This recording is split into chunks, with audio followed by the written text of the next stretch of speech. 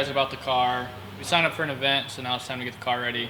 The first thing that you really want to get when you get into drifting is a nice set of coilovers. These are ISCs. These are a pretty good entry-level coilover. They do everything you need it to do. You could buy eBay coilovers, but typically the springs on those are pretty much oversprung, so the car's a lot stiffer. They wear out pretty quick. You could buy BCs. These are kind of an in-between. We're trying not to put too much money in this car so we can just prove how good it is. A cost-effective budget, basically. That way you're not just spending thousands and thousands of dollars anyways. Every little couple $100s does end up adding up. You know, the couple $100s we saved on getting these ISCs versus BCs give us enough money to buy fire extinguishers with brackets. Really, when you want to get ready to go track, you should probably have coilovers. You do need a fire extinguisher, at least one. I like to run 2 of them, just in case you can do something more with another one. And then you need if your battery's in the car somewhere, you need it covered, unless you have Optima or just some sort of sealed battery. But then you would still need the power cable covered. Ridiculous, it's that big.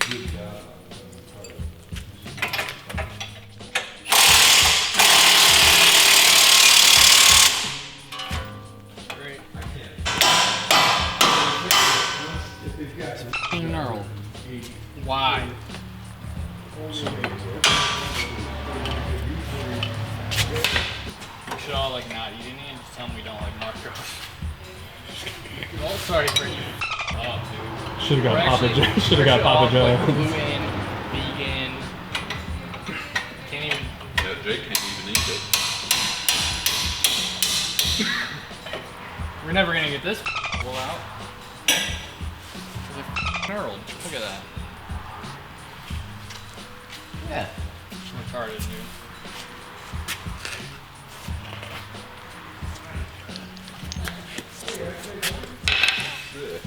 You just want to be in the video.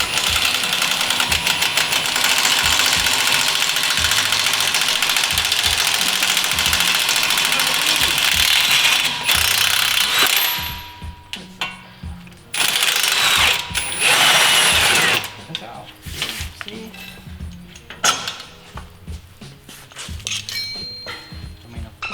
The beans, bro. Waste time. So up top you got your 3 15mm bolts. These are actually bolts.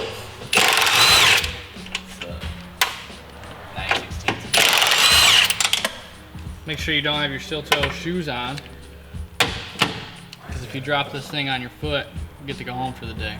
Somebody else finishes the job.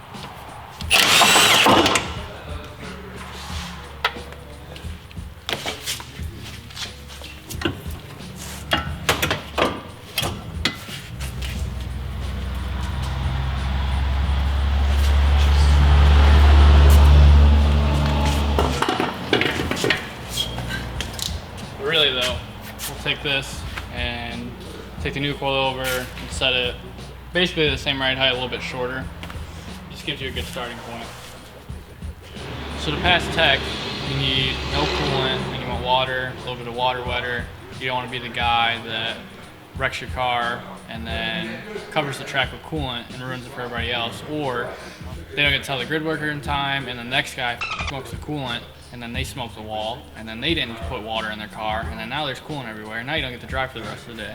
So we're going to drain the radiator, put some water in it, some water wetter. Right here is the drain, this little petcock right here. I'm not going to break it free until I grab the, whatever the hell you call this thing. Get it up in there. Crack it free and go eat some food while it drains, because it's going to take a while. Oh, no. The main reason you want coilovers is you want to get rid of as much body roll as you can, especially, I mean, in a drift car, it probably doesn't matter as much, and like time attack or something like that for just getting started, but in drifting, with stock suspension, the entire car can roll. You're constantly pushing the suspension to its limits, which will make the car roll. Every time the car rolls, it changes the way that the rest of the suspension moves and travels. Well, when that happens, you have to steer correct for that, And when you first get into drifting, the last thing you want to worry about is having to fight the suspension of the car. So it's always good to just get coilovers and a bucket seat. These seats are actually pretty good. They have good bolstering. They hold you in pretty well, so we should be good there.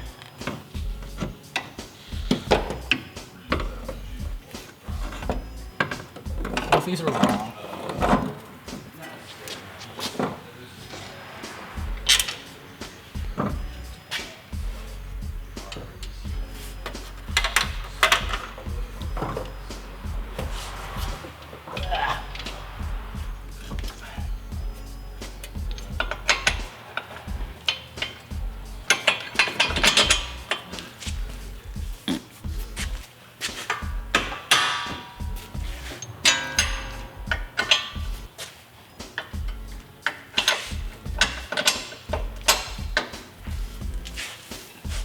Grab a handy hammer,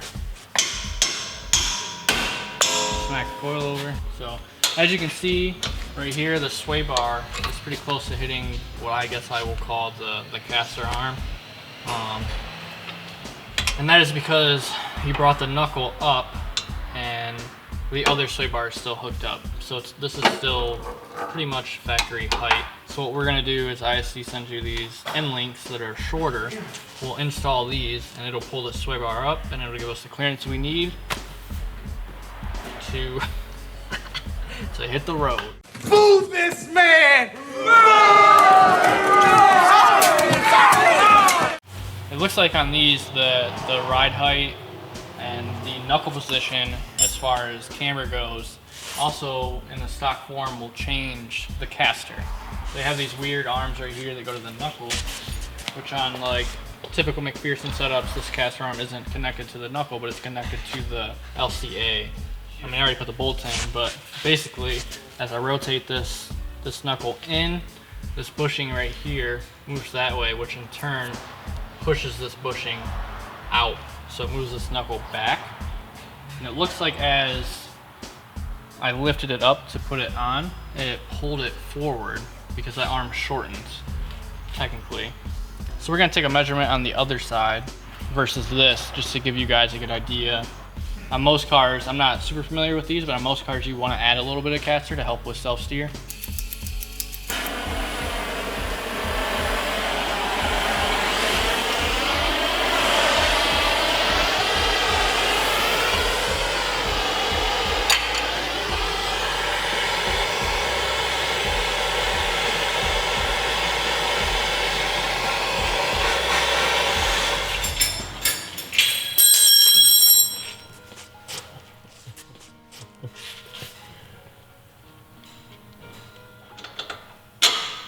We'll just slip this on here and let it hang until I get the other one off, because there's no way you're going to be able to put enough pressure on the sway bar to lift it up high enough with the factory end link on. I mean, you probably could, but it's not worth it.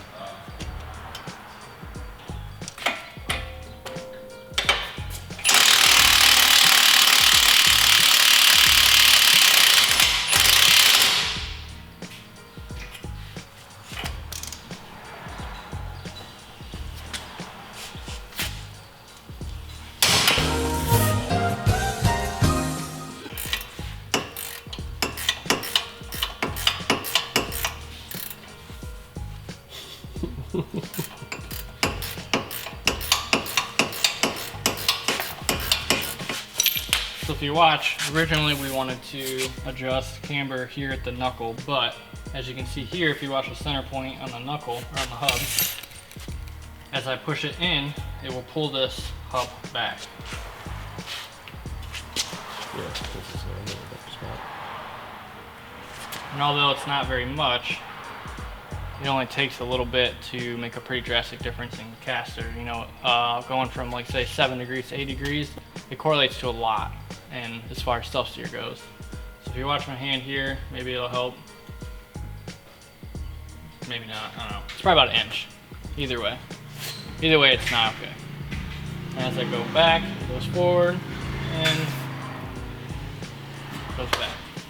What we'll do is, once we get this shock off, we'll jack this up and then we'll see if this point moves at all once we lower the car. Cool. So, I f***ed up a bunch already. figure I'd just give you guys a rundown on exactly what to do. So take the wheel off, take the caliper bracket off, set the caliper aside. Do not loosen the bolts because they're knurled.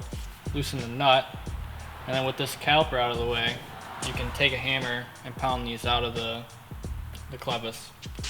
Then obviously loosen your 3 bolts up top. As I said, your sway bar end link has nylon in it. You're going to want to burn that nylon out. That way you can get that nut off a lot easier.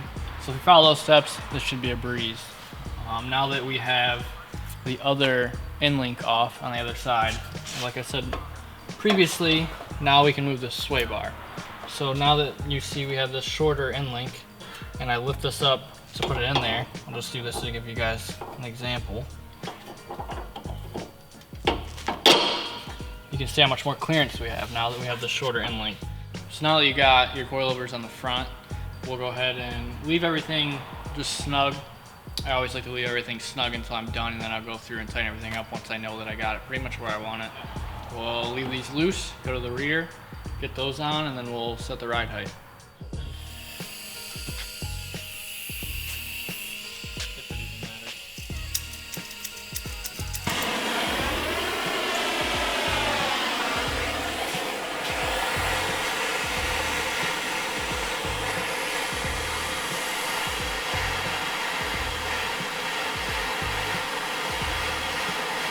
You know you're getting it when it starts to bubble out.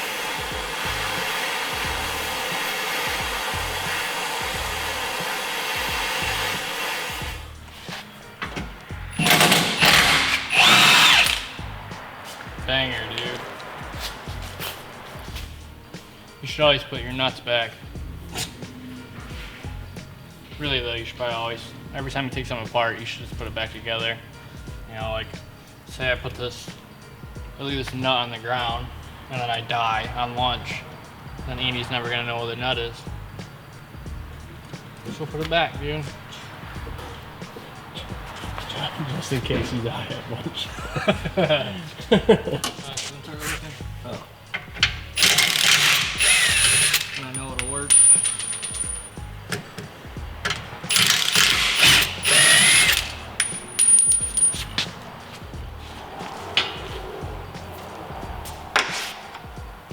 Spring still won't come free, so we're just gonna get this shock out of the way.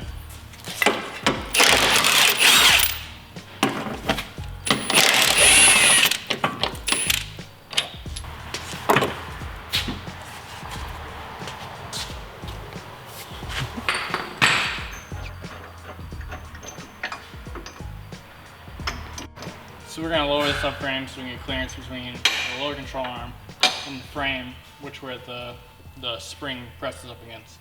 I just like to take the bolts out fully so I can get a good idea of how far I can back these down safely without risking dropping the subframe out of the car, which is probably about a 1/2 inch sticking out, in case you want to know.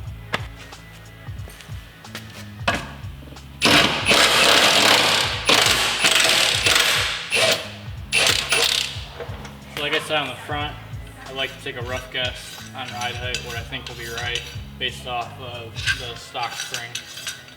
So I've already set it on this one where I think it should go roughly somewhere in there. So what I'm going to do is, just so when I do go to adjust ride height, everything's the same. I'm going to measure from here down and set the other one the same exact way. So when it comes to putting the other side together, everything will be good to go to match the passenger side we're working on currently. So we're at 3/4 of an inch here. We'll set this other one 3/4 of an inch. Now we'll tighten these Allens back down.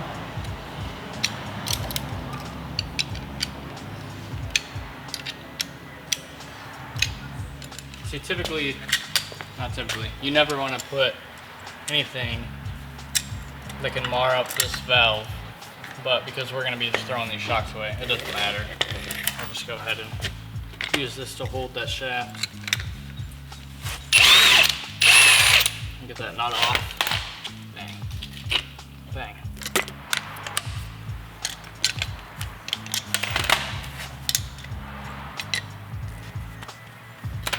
Probably give this a few little uggy-dugs.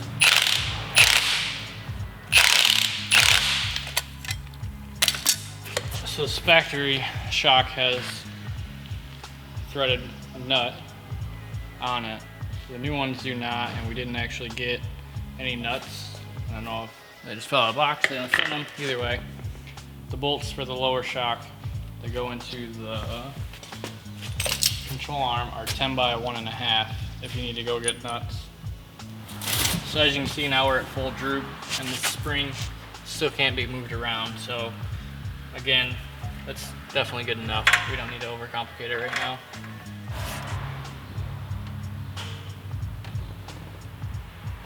We're good. Yeah. Even though the car is pretty lightweight in the front, it is still a little underpowered. So we want to take a little bit of stress out of the suspension. So the easy way is just to turn your dampening up. So we're going to go from where these come at, from 16 to they go all the way 32. So we'll probably put it at, we'll just go on the high side and say screw it. We'll put it at 26. So it's at 16, you need to go 10 clicks hard. On this dial, it'll show you hard or soft. So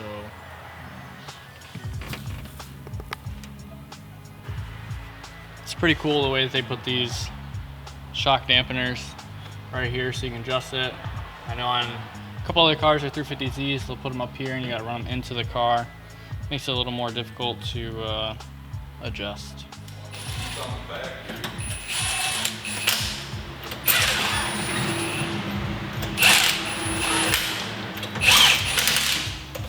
Pretty clear.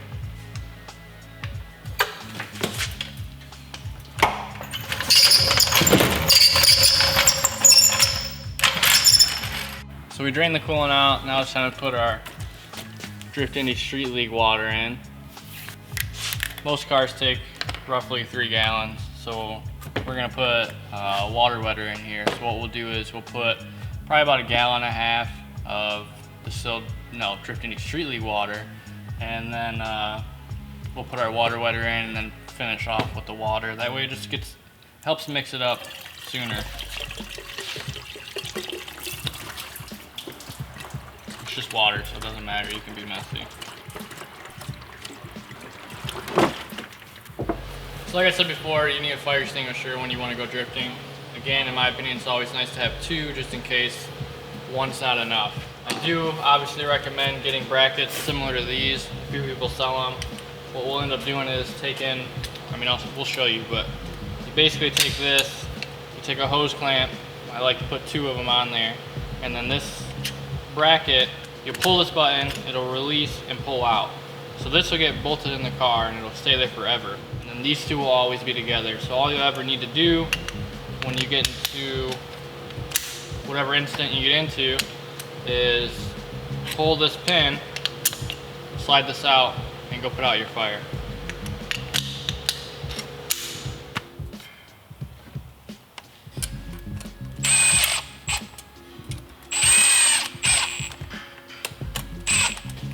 Just gotta snug these up so you get the point later once you get in the car, and orient this to where it'll fit best. And then as you can see, like I explained, this bracket stays in the car and this bracket stays with the extinguisher. You always want to mount an extinguisher in the car where you can reach it while you are strapped in. Granted, this car doesn't have a cage or harnesses, so it's a little easier to move around, but you still want to just have that idea that if the car rolls over and you're stuck in the seat and you can't move at all, that you want to be able to reach that extinguisher. So we already had me and Sean sit in here and reach around, figure out where it was easiest to grab the release pin. Right now we're just jacking the car up so I can check under it before I drill my holes for this bracket, just to make sure that I don't drill right into a fuel line or a brake line or something stupid like that. I might need to run the car up so I can... Yeah, and grab a jack stand, dude.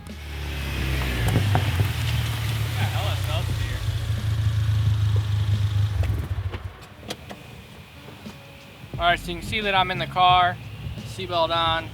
Now it's time to check to make sure I can actually reach this extinguisher now that we got it mounted. So if you look, I'm going to lean back. This is a test I always try to do. I try to get as far back in the seat as I can. And we put it right here, so I put the release here. You know, I got a little bit of movement and I can reach the pin. So I'll see if I can do it pretty quick, which would be not quick, but we'll do it again. We'll get better with practice. See, so now we have our extinguisher. The bracket's still on it, hose clamps are still tight. All we gotta do is pull the pin, put out our fire. So we got our coilovers installed, we got the fire extinguisher installed, we took all the coolant out, put some water and water wetter, and now we're gonna go on a little test drive just to make sure everything's good.